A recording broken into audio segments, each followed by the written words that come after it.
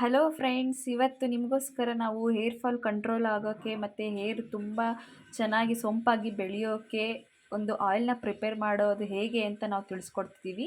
ಮೊದಲಾಗಿ ಅದಕ್ಕೆ ಏನೇನು ಬೇಕು ಅಂತ ತಿಳಿಸ್ಕೊಡೋಣ.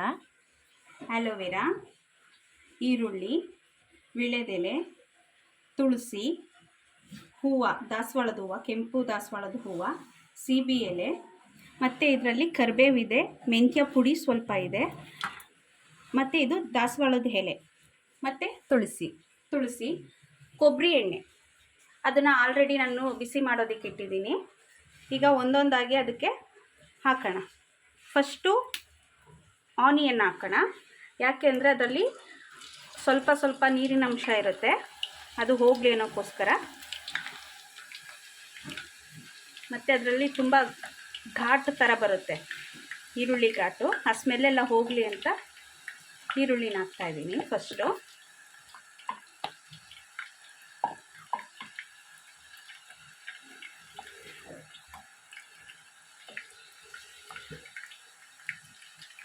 ಇದು ಸ್ವಲ್ಪ ನೆಕ್ಸ್ಟ್ ಈಗ ಆಲೋವೆರಾ ಹಾಕ್ತಾಯಿದ್ದೀನಿ. ಮನೇಲಿರೋ ಆಲೋವೆರಾನ ಏನು ಯೂಸ್ ಮಾಡ್ತಾಯಿಲ್ಲ.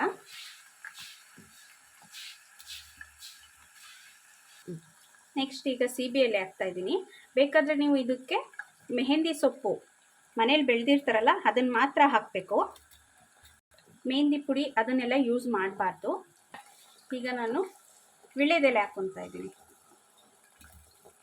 ದಾಸವಾಳದೆಲೆ ಹಾಕ್ತಾಯಿದ್ದೀನಿ. ಅದ್ರ ಜೊತೆಗೇ ಮೆಂತ್ಯ ಪುಡಿ ಮಾಡ್ಕೊಂಡಿದ್ದೀನಿ, ಅದನ್ನು ಸ್ವಲ್ಪ ಹಾಕ್ತಾಯಿದ್ದೀನಿ.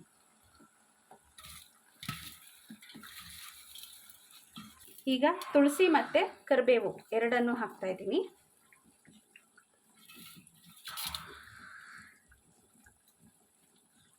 ಕೊನೆಯದಾಗಿ ನಾನು ದಾಸವಾಳದ ಎಲೆ ಹಾಕ್ಕೊತಾ ಇದ್ದೀನಿ.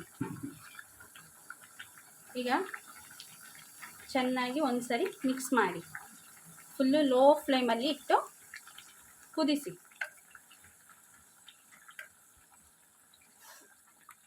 ನೋಡಿ, ಇದೆಲ್ಲ ಇಷ್ಟಿದೆಯಲ್ವ, ಇದೆಲ್ಲ ಕ್ರಿಸ್ಪಿನೆಸ್ ಆಗಿ ಬರೋವರೆಗೂ ನಾವು ನಿಧಾನಕ್ಕೆ ಕುದಿಸ್ಕೋಬೇಕು.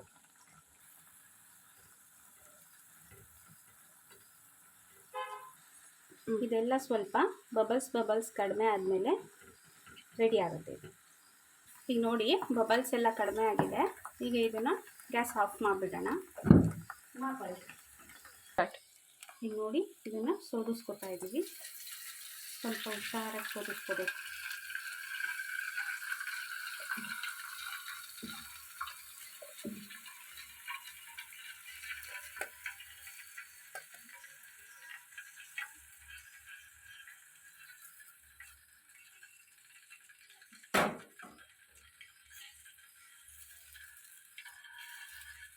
ಇದನ್ನು ನಾವು ಪೇಸ್ಟ್ ಮಾಡೋಷ್ಟಿಲ್ಲ, ಇದನ್ನು ರುಬ್ಬಿಟ್ಟು ಪ್ಯಾಕ್ ಥರ ಹಾಕ್ಕೋಬೋದು. ಬಟ್ ಇದು ರುಬ್ಬಬೇಕಾದ್ರೆ ಸ್ವಲ್ಪ ದಾಸವಾಳದೆಲೆ ಹೆಚ್ಚಾಗಿ ಹಾಕ್ಕೊಂಡು ಪ್ಯಾಕ್ ಮಾಡ್ಕೋಬೇಕು ನಾವು, ಹೇರ್ ಪ್ಯಾಕ್.